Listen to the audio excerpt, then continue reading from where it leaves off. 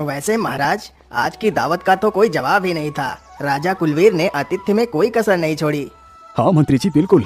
राजा कुलवीर मेरे परम मित्र जो ठहरे, तो सेवा सत्कार भव्य ही होगा ना। बचाओ बचाओ, कोई मेरी सहायता करो, मेरे प्राण संकट में है।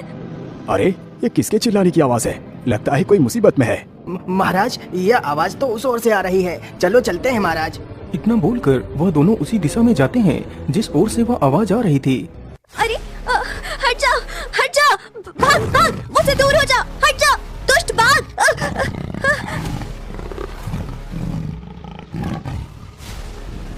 हे भगवान, महाराज की मदद करो, नहीं तो यह बाघ हमारे महाराज को खा लेगा।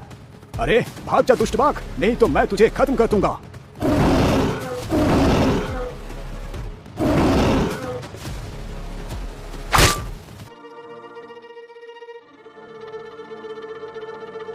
आपका बहुत बहुत धन्यवाद। यदि आज आप नहीं आते तो यह शेर मुझे मारकर खा जाता। राजा यशोधरा की सुंदरता को निहारता रहता है। वह इतनी सुंदर थी कि राजा की दृष्टि उसके ऊपर से हट ही नहीं रही थी।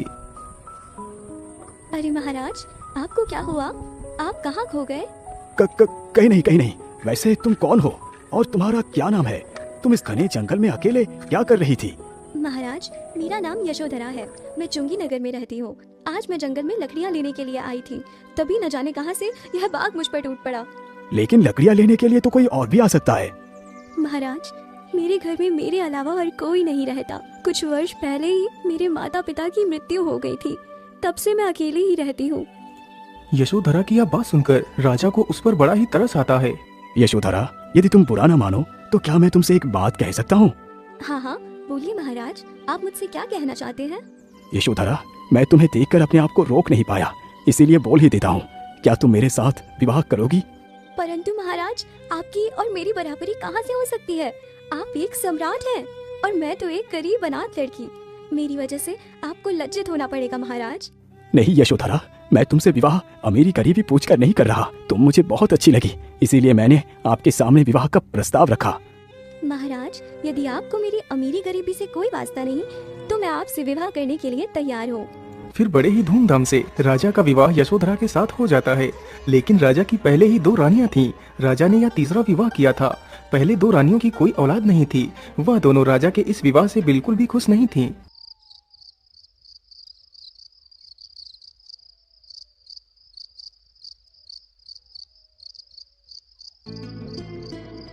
महाराज, क्या बात है? इस खुशी के मौके पर आप इतना उदास क्यों दिखाई पड़ रहे हैं? क्या बताओ रानी, मेरी उदासी का कारण बहुत बड़ा और दुखद है। इतने वर्ष गुजर गए, मेरी 2 रानियां होने के पश्चात भी मैं औलाद के सुख से वंचित हूँ। मैं आपसे बस इतनी आशा करता हूँ कि आप मेरी इस इच्छा को जरूर पूरा करेंगी। महाराज, मैं तो आपकी पत्नी हो चुकी हूँ। इस नाते से मैं हमेशा आपके साथ हूँ, चाहे सुख हो या दुख।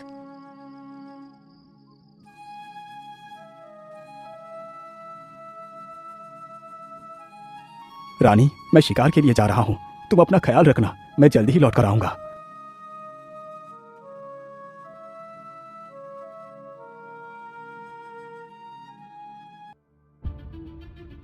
हाय हाय, यह सब कुछ तो मुझसे देखा ही नहीं जाता। जब से यह भिखारन हमारे राजमहल में घुसी है, तब से महाराज हम दोनों पर तो कोई ध्यान ही नहीं देते। हाँ दीदी, आप एकदम उचित कह रही हैं। महाराज तो हमें देखते तक नहीं।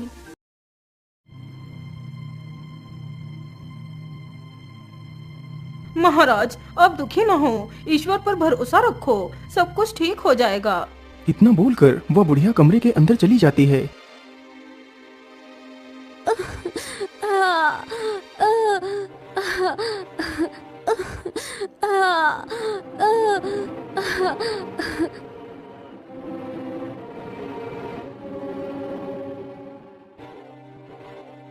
दाई माँ, सारी तैयारियां हमने कर ली हैं। बस बच्चा पैदा होने की देरी है। बूढ़ी माँ, बस आप मेरे बताए हुए रास्ते पर चलती रहो, मैं आपको हीरे जवाहरातों से तोल दूंगी। कुछ ही देर में रानी ने एक बहुत ही सुंदर से बालक को जन्म दिया। उस बालक के माथे पर एक विचित्र प्रकार का निशान था। रानी बच्चे को जन्म देते ही बेहोश हो जाती है। महारानी जी, जल्दी से उस बंदर के बच्चे को ले आओ। बच्चे को बदलने का यही सबसे अच्छा मौका है। वह बुढ़िया जल्दी ही उस बच्चे को उठाकर उस बच्चे के स्थान पर एक बंदर के बच्चे को रख देती है। महाराज, अनर्थ हो गया। बड़ी ही विचित्र दुर्घटना घटी है। महारानी ने एक बंदर के बच्चे को जन्म दिया है। ये क्या कह रही हो दाइमा? आखिर ऐसा कैसे हो सकता है? महाराज, आप खुद चलकर देख लीजिए, मैं एकदम सत्य कह रही हूँ। राजा जल्दी ही कक्ष के अंदर जाकर देखता है तो रानी के बगल में एक बंदर का बच्चा पड़ा हुआ था। हे भगवान, ये तेरा कैसा न्याय है? इतने वर्षों से मैं एक औलाद के लिए तरसता रहा और आज जब वो सपना पूरा होने का वक्त आया तो आपने मेरे बच्चे को एक बंदर बना दिया। ये कैसा न्याय है भगवान? ये कैसा न्याय है? महाराज संभालिए अपने आप को, निराश ना होइए, ईश्वर पर भरोसा रखिए, सब कुछ ठीक हो जाएगा महाराज। मंत्री जी, अब ईश्वर पर और कितना भरोसा रखूं? जो मेरे हक का था वो भी मुझसे छीन लिया गया। मैं लोगों को क्या बताऊं कि मेरी औलाद एक बंदर है? नहीं नहीं मंत्री जी, आप इस बंदर को उठाकर ले जाओ और जंगल में छोड़ आओ। नहीं नहीं महाराज, आप मेरे बच्चे को मुझसे जुदा ना कीजिए। वह भले ही एक बंदर हो, लेकिन उसने मेरी कोख से जन्म लिया है। नहीं महारानी, हम एक बंदर को अपना पुत्र कभी स्वीकार नहीं करेंगे। मंत्री जी, तुम इस बंदर को ले जाओ यहाँ से। राजा का आदेश होते ही मंत्री बंदर के बच्चे को लेकर वहाँ से चला जाता है। बेचारी यशोधरा रोकर रह जाती है। अरे दाइमा, अब आप चुपके से इस बच्चे को ले जाकर किसी नदी नाले में बहा दो। वह बुढ़िया उस बच्चे को एक टोकरी में रखकर महल के पीछे से निकल जाती है। अरे वाह वाह वाह, इस बच्चे को नदी में फेंकने के बदले मुझे ढेर सारा धन मिलेगा। ये सारी बातें सोचते सोचते वह बुढ़िया एक नदी के किनारे पर पहुँचती है।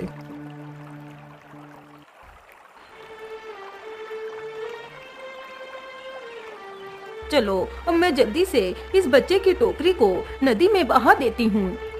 बुढ़िया जल्दी से उस टोकरी को नदी में बहा देती है।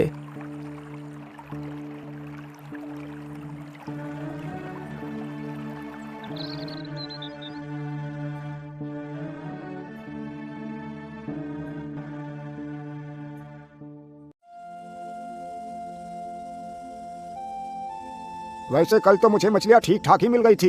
यदि आज भी कल की तरह मछलियाँ मिल गई तो कई दिनों के लिए राशन पानी का इंतजाम हो जाएगा। मछुआरा ये सारी बातें बोलता हुआ जल्दी ही नदी के किनारे पर पहुंचता है। तभी देखता है कि पानी में एक टोकरी तैर रही है। अरे ये क्या? ये पानी में टोकरी कैसी है? लगता है इस टोकरी के भीतर जरूर कोई कीमती वस्तु है। चलो मैं जल्दी से टोकरी को बाहर निकाल कर लाता हूँ।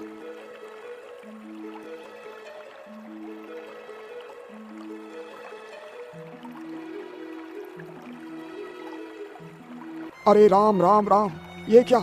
इस टोकरी में तो एक बच्चा है। हे भगवान, इस मासूम को आखिर किसने इस टोकरी में रखकर नदी में बहा दिया?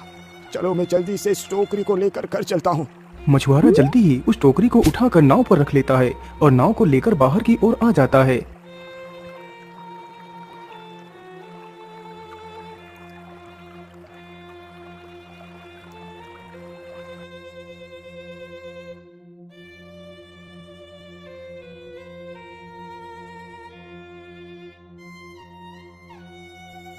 अरे भाग्यवान, तुम कहाँ हो? अरे जल्दी से आओ, देखो मैं क्या लेकर आया हूँ। अरे वाह, लगता है आज आपको कुछ ज्यादा ही मछलियाँ मिल गई हैं। अरे भाग्यवान, मछलियों को छोड़ो, पहले इसे देखो। इतना कह मछुआरा अपनी टोकरी को नीचे रखता है तो उसकी पत्नी टोकरी में देखती है तो उसमें मछलियों के स्थान पर एक बच्चा दिखाई देता है। अरे ये क्या? इस टोकरी में यह बच्चा कहाँ से आ गया? अजी, यह बच्चा किसका है? भाग्यवान, ये बच्चा मुझे आज नदी में बहते हुए इसी टोकरी के भीतर ही मिला। पता नहीं ये मासूम किसकी औलाद है। हमें ये बच्चा राजा के यहाँ सौंप देना चाहिए। अरे नहीं नहीं जी, आप इसे कहीं भी मत लेके जाइए। वैसे भी हमारे कोई औलाद नहीं है, हम इसे पाल लेंगे। लेकिन भाग्यवान, ये तो गलत है। हम किसी दूसरे की औलाद को इस प्रकार अपना बनाकर नहीं रख सकते। नहीं जी, मैं कुछ भी नहीं जानती, मैं इसे किसी को भी नहीं दूंगी। मछुआरा अपनी पत्नी का उस बच्चे के प्रति प्रेम देख उस बच्चे को अपने घर में रखने के लिए राजी हो जाता है। तुम चुप रहो महारानी, यशोधरा कोई पिशाचिनी नहीं, वो एक साधारण स्त्री है। तुम उसके ऊपर झूठा इल्जाम मत लगाओ।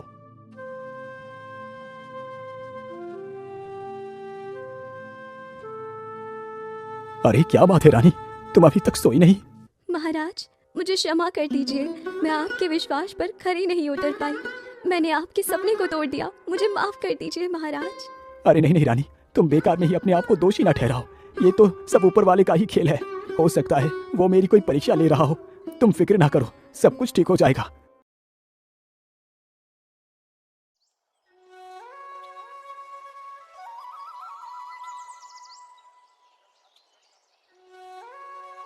अरे महाराज, आज पूरे 1 वर्ष के पश्चात आपको फिर से पिता बनने का सौभाग्य प्राप्त होने जा रहा है। इतना बोलकर वह बुढ़िया कमरे के अंदर चली जाती है। अरे दाइमा, अब जल्दी से आइए, रोगी की पीड़ा बढ़ती ही जा रही है। इस बार फिर से रानी ने एक सुंदर से बालक को जन्म दिया, जिसके माथे पर भी एक वैसा ही निशान था जैसा कि उसके पहले वाले पुत्र के माथे पर था। पहले की तरह फिर से यशोधरा बच्चे को जन्म देते ही बेहोश हो जाती है। इसी का फायदा उठाकर महारानी ने फिर से उस बच्चे के स्थान पर एक मेढक के बच्चे को रख दिया। महाराज, महाराज, जल्दी से चलिए, इस बार फिर से वही हुआ जिसकी आशंका थी। इतना सुनते ही राजा रानी के कक्ष में जाता है तो देखता है कि बिस्तर पर बच्चे के स्थान पर एक मेढक का बच्चा पड़ा हुआ है। आखिर ऐसा कैसे हो सकता है? एक इंसान कभी बंदर तो कभी मेंढक का बच्चा कैसे पैदा कर सकता है? मुझे लगता है तुम तो कोई इंसान हो ही नहीं, तुम जरूर कोई पिशाचिनी ही हो जो मेरे साथ इस प्रकार का खेल खेल कर मेरी भावनाओं को आहत कर रही हो। नहीं नहीं महाराज, आप इस प्रकार मुझ पर कोई आरोप न लगाइए। मैं खुद भी नहीं जानती कि यह सब क्या और क्यों हो रहा है। मेरा विश्वास करो महाराज। नहीं, अब मैं तेरी किसी भी बात का कोई विश्वास नहीं करूंगा। सैनिकों, इस डायन औरत को लेकर जाओ और इसे काल कोठरी में कैद कर दो। और हाँ, इसे उतना ही खाना पीना मिलना चाहिए जितने में ये जीवित रहे। जाओ, लेकर जाओ इसे। बेचारी यशोधरा रोती गिड़गिड़ाती रहती है, लेकिन राजा उसकी एक भी नहीं सुनता। सैनिक उसे ले जाकर काल कोठरी में डाल देते हैं।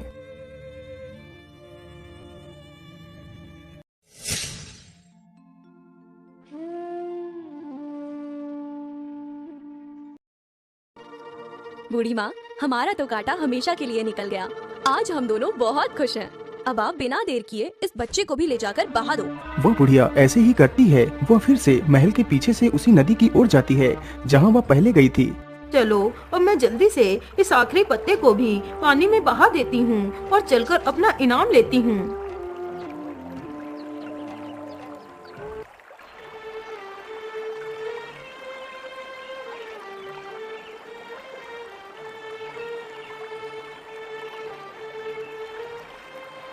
वैसे आज तो मछलियाँ काफी पकड़ चुका हूँ।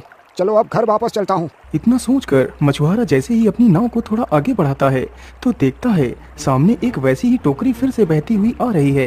अरे ये क्या? ये टोकरी तो हूबहू वैसी ही है जैसे मैंने पहले पाई थी। कहीं इस टोकरी में भी तो कोई बच्चा नहीं? मुझे जल्दी से चलकर देखना चाहिए। मछुआरा तुरंत ही अपनी नाव को टोकरी की तरफ लेकर जाता है। अरे ये क्या? इस टोकरी में तो एक और बच्चा है, लेकिन इसके माथे पर भी वैसा ही चिन्ह बना हुआ है जैसा कि मेरे बेटे के माथे पर है। कहीं ये बच्चा उसी का भाई तो नहीं? चलो मैं जल्दी से इसे भी अपने घर लेकर चलता हूँ।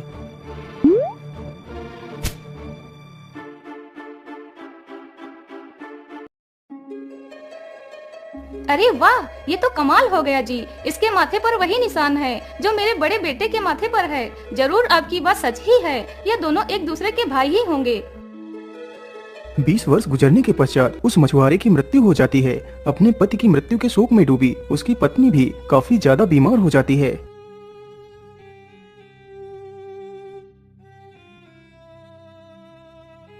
भैया, अब तो हमारे पास पैसे भी नहीं बचे। जितने पैसे थे वो सब माँ की दवाई में ही खत्म हो गए। अब दवाई के लिए पैसे कहाँ से लेकर आएंगे? इसीलिए भैया, आप माँ की देखरेख करो, मैं नौकरी की तलाश में निकलता हूँ। नहीं मेरे भाई, तुम मेरे छोटे भाई हो और बड़े भाई के रहते भला तुम काम करोगे? नहीं नहीं, ये उचित नहीं है। तुम माँ की देखरेख करो। मैं महाराज के पास जाकर उनसे कोई नौकरी की याचना करूंगा। हो सकता है महाराज मुझे किसी काम पर रख ले।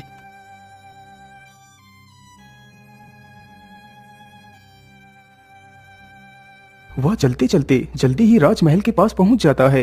अरे ठहरो, कौन हो तुम और इस प्रकार महल के भीतर कहाँ घुसे चले जा रहे हो? भैया, मेरा नाम कमल है और मैं महाराज से मिलना चाहता हूँ। मुझे महाराज से एक नौकरी चाहिए ताकि मैं अपनी माँ का इलाज करा सकूं।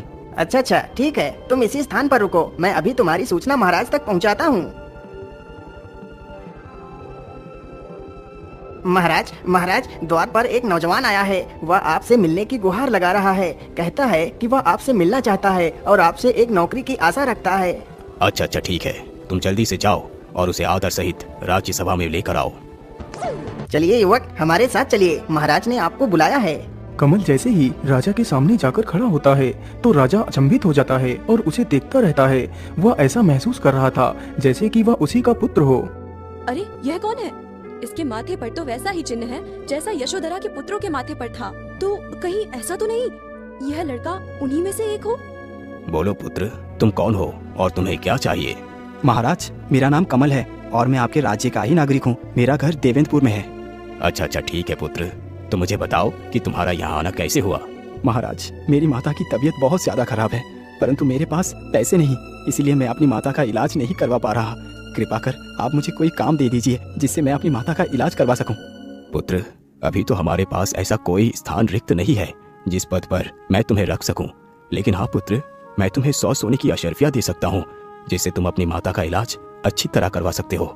माफ करना महाराज, लेकिन मैं आपसे बिना मेहनत किए पैसा नहीं ले सकता।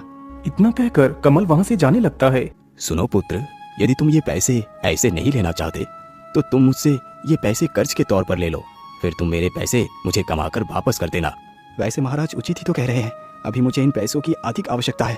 मुझे ये पैसे ले लेना चाहिए, फिर मैं अपनी मेहनत से इसके सारे पैसे चुका दूंगा। क्या हुआ पुत्र, तुम क्या सोचने लगे? कुछ नहीं महाराज, मैं आपसे ये पैसे कर्ज के तौर पर ही ले लेता हूँ। फिर राजा कमल को 100 सोने की मोहरें देकर भेज देता है। महाराज, जब वह युवक पैसे लेने से मना कर रहा था तो आपको उसे पैसे देने की क्या आवश्यकता थी? पता नहीं महारानी, वो युवक मुझे अपना सा लगा, इसीलिए मैं उसकी मदद करने से अपने आप को रोक नहीं पाया। राजा के मुख से ऐसे वचन सुनकर महारानी का संदेह तो और भी गहरा हो गया। क्या बात है महारानी जी, आपने इतने वर्षों पश्चात अचानक ही मुझे याद किया। दाई माँ, मैं बस आपसे इतना जानना चाहती हूँ कि आपने यशोधरा के दोनों पुत्रों का क्या किया? तुमने उन्हें कैसे मारा? अरे महारानी, मारना कैसा था? आपने ही तो बताया था कि उन्हें किसी नदी में जाकर बहा दो, तो मैंने उन दोनों को नदी में ही बहा दिया था। क्या? नदी में बहा दिया? लेकिन कैसे? तुमने उन बच्चों को कैसे बहाया? बताओ मुझे। फिर वह बुढ़िया सारी कहानी महारानी को सुनाती है। अरे मूर्ख बुढ़िया, यह तूने क्या अनर्थ कर डाला? मैंने तुझसे कहा था कि उन बच्चों को नदी में ऐसे ही फेंक कर बहाना है, और तूने उन्हें टोकरी के भीतर रखकर बहाया। महारानी जी, मेरी भूल को क्षमा करें, लेकिन इतने वर्षों पश्चात आप यह सब क्यों पूछ रही हैं? आखिर हुआ क्या है? अरे क्या हुआ पूछ रही है बुढ़िया? तुझे पता भी है राजा के दोनों पुत्र अभी भी जीवित हैं। क्या? तुम ये क्या बोल रही हो महारानी? ऐसा कैसे संभव हो सकता है? अरे मूर्ख, यह सब तेरी मूर्खता के कारण ही संभव हो चुका है। यदि महाराज को पता चल गया कि वह दोनों उन्हीं के पुत्र हैं और हमने उसके साथ क्या किया, तो राजा से हम तीनों को भगवान भी नहीं बचा पाएंगे। महारानी, यह समय भयभीत होने का नहीं है, यह समय षड्यंत्र रचने का है कि उसे कैसे अपने रास्ते से हटाना है। बस तुम इतना बताओ कि तुमने उसे कहाँ पर देखा था? फिर महारानी राजसभा में हुई घटना को बताती है। महारानी जी, उनसे निपटने का रास्ता मिल गया, तुम फिक्र न करो। यह समझो कि वह दोनों तुम्हारे रास्ते से हट गए। लेकिन वो कैसे? मैं कुछ समझी नहीं।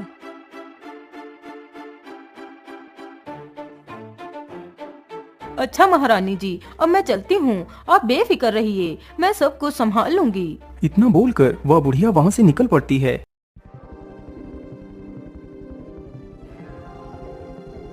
वह चलते चलते उसी नगर में पहुँचती है जिस नगर में कमल तथा उसका छोटा भाई रहते थे। अरे बेटा, इस नगर में कमल का घर कौन सा है? माता जी, आप सीधे चली जाइए, गांव के आखिर में ही कमल का घर है। उस व्यक्ति की यह बात सुनकर वह बुढ़िया आगे बढ़ चलती है और जल्दी ही उसी घर के सामने जाकर रुक जाती है। अरे बेटा, कोई है घर के अंदर? क्या कोई मेरी आवाज को सुन रहा है? अरे क्या हुआ माताजी, आप कौन है और आपको कहाँ जाना है? बेटा, मेरा नाम सुनंदा है, मैं एक वैद्य हूँ। मैं पास के गांव में ही जा रही थी, लेकिन मुझे बहुत जोर की प्यास लगी है। क्या तुम मुझे थोड़ा सा पानी पिला सकते हो? हाँ हाँ क्यों नहीं बूढ़ी माँ, आप अंदर आ जाइए, मैं आपको पानी पिला देता हूँ। इतना सुन बुढ़िया तुरंत ही घर के अंदर घुस जाती है। कमल जल्दी ही एक गिलास में पानी लेकर आता है। बुढ़िया तुरंत ही उस पानी को पीती है। वाह बेटा वाह, तुम्हारा भला हो, तुमने इस प्यासे को पानी पिलाया। वैसे बेटा, क्या तुम इस घर में अकेले ही रहते हो? नहीं माताजी, मैं यहाँ अकेला नहीं रहता, मेरे साथ मेरा छोटा भाई और मेरी माँ रहती है। लेकिन बेटा, तुम्हारा वह भाई और माँ तो कहीं दिखाई ही नहीं दे रहे। बूढ़ी माँ, मेरा छोटा भाई जंगल में लकड़ियाँ लेने के लिए गया है और मेरी माँ की तबीयत बहुत ज्यादा खराब है, वो दूसरे कमरे में लेटी हुई है। पुत्र, तुम दुखी न हो, चलो मुझे चलकर दिखाओ कि तुम्हारी माँ को क्या तकलीफ है। हो सकता है मैं तुम्हारी माँ की बीमारी को ठीक कर सकूं। इतना सुनकर कमल उस बुढ़िया को अपनी माता के पास लेकर जाता है तो बुढ़िया देखती है उसकी माता की तबीयत बहुत ज्यादा खराब है। वैसे इस औरत की तबीयत तो कितनी ज्यादा खराब है। मैं तो इलाज के बारे में कुछ नहीं जानती, मुझे तो बस कुछ भी करके इन दोनों भाइयों को मारना है। क्या हुआ माँ जी, आप कहाँ खो गई? कुछ तो बोलिए, आखिर मेरी माँ को क्या हुआ है? बेटा, तुम्हारी माँ एक बहुत ही बड़े रोग से ग्रसित है। इसका इलाज करना अत्यंत दुर्लभ है। माताजी, जरा आप ध्यान से देखिए, क्या मेरी माँ को स्वस्थ करने के लिए इस संसार में कोई औषधि शेष नहीं बची है? वैसे बेटा, औषधि तो है, लेकिन उस औषधि को लाना बहुत ही कठिन है। बस आप मुझे उस औषधि का नाम बता दीजिए, मैं धरती के किसी भी कोने से उस छिपी औषधि को ढूंढ निकालूंगा। हाँ हाँ, जरूर ढूंढ निकालना। मैं तुझे ऐसी जगह भेजूंगी जहाँ से तू कभी भी वापस लौट कर नहीं आएगा। बूढ़ी माँ, आप जल्दी से मुझे बताइए उस औषधि के बारे में। यदि ऐसी बात है पुत्र, तो सुनो, तुम्हें अम्बा पहाड़ी पर जाकर उस तिलस्मी सेब को लेकर आना होगा। यदि तुम उस सेब को ले आए तो समझो तुम्हारी माँ बिल्कुल ठीक हो जाएगी। ये लीजिए भैया, मैं लकड़ियाँ लेकर आ गया हूँ। हाँ हाँ छोटे, तुम इन सारी लकड़ियों को वहीं पर रख दो और मेरी बात ध्यान से सुनो। मैं उस तिलिस्मी सेब को लेने के लिए जा रहा हूँ ताकि हम अपनी माँ को ठीक कर सके। तुम घर पर ही रहकर माँ की देख रेख करना। इतना बोलकर कमल सेब की तलाश में निकल पड़ता है।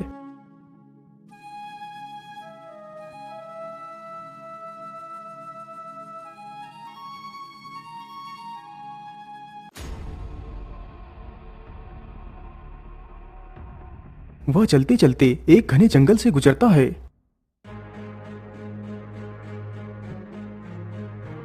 अरे ये क्या, आगे तो 2 रास्ते हैं, अब मैं किस रास्ते पर जाऊं? कौन सा रास्ता सही और कौन सा रास्ता गलत, ये मैं कैसे पता करूं? वह इतना सोच ही रहा था कि तभी उसकी नजर सामने एक पेड़ के नीचे बैठे साधु पर पड़ती है। अरे ये साधु कौन है? चलो इसके पास चलकर पूछता हूँ। बाबा, आंखें खोलिए बाबा, मेरी सहायता कीजिए। अरे क्या बात है बेटा, तुम कौन हो और तुम्हें क्या तकलीफ है? बाबा, मेरा नाम कमल है और मैं अम्बा पहाड़ी पर जाना चाहता हूँ ताकि मैं उस तिलिस्मी सेब को ला सकूं। क्या तिलिस्मी सेब? लेकिन बेटा, तुम्हें उस सेब की क्या आवश्यकता पड़ गई? फिर कमल सारी दास्तान उस साधु को सुनाता है। इसीलिए मुझे वो तिलिस्मी सेब किसी भी हालत में चाहिए। लेकिन पुत्र, क्या वो तिलिस्मी सेब तुम्हें उस वैद्य ने लाने को कहा है? हाँ बाबा, उस सेब को लाने के लिए उस वैद्य ने ही बताया है। बाबा, अब आप और विलम्ब ना कीजिए, मुझे वहाँ जाने का मार्ग बता दीजिए। पुत्र, वो सेब लाना इतना भी आसान नहीं जितना कि तुम समझ रहे हो। वो सेब अम्बा पहाड़ियों के बीच परियों के बगीचे में मिलेगा। उसकी रक्षा 2 दैत्य करते हैं। याद रखना, यदि वो दोनों दैत्य सो रहे हो तो बगीचे में मत घुसना। उन दोनों दैत्यों के जागने की प्रतीक्षा करना, और यदि बगीचे का दरवाजा खुला हो तो मत घुसना। यदि दरवाजा बंद हो तो उसे खोलकर अंदर चले जाना। वहाँ तक पहुँचने का सही मार्ग वो है। मुझे सही मार्ग दिखाने के लिए आपका बहुत बहुत धन्यवाद। अच्छा बाबा, अब आप मुझे जाने की अनुमति दीजिए।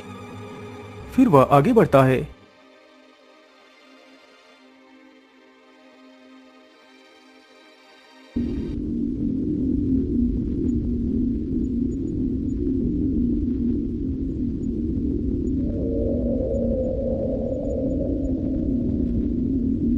मुझे लगता है ये वही बगीचा है जिसकी मुझे तलाश है। चलो जल्दी से बगीचे के अंदर चलता हूँ। लेकिन नहीं, अभी तो ये दैत्य सो रहा है। बाबा ने कहा था कि जब दैत्य जाग रहा हो तभी अंदर जाना। मैं इनके जागने तक की प्रतीक्षा करता हूँ। इतना सोचकर कमल वहीं पेड़ के नीचे बैठ जाता है। तभी एक लोमड़ी उस बगीचे की तरफ बढ़ती है।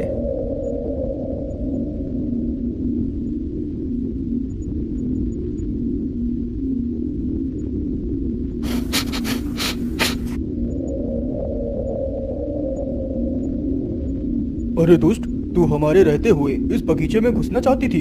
रुक, अभी तुझे मजा चखाता हूँ। इतना कह दोनों राक्षस अपनी तलवार से इस लोमड़ी के 3 टुकड़े कर देते हैं और चुपचाप खड़े होकर पहरा देने लगते हैं।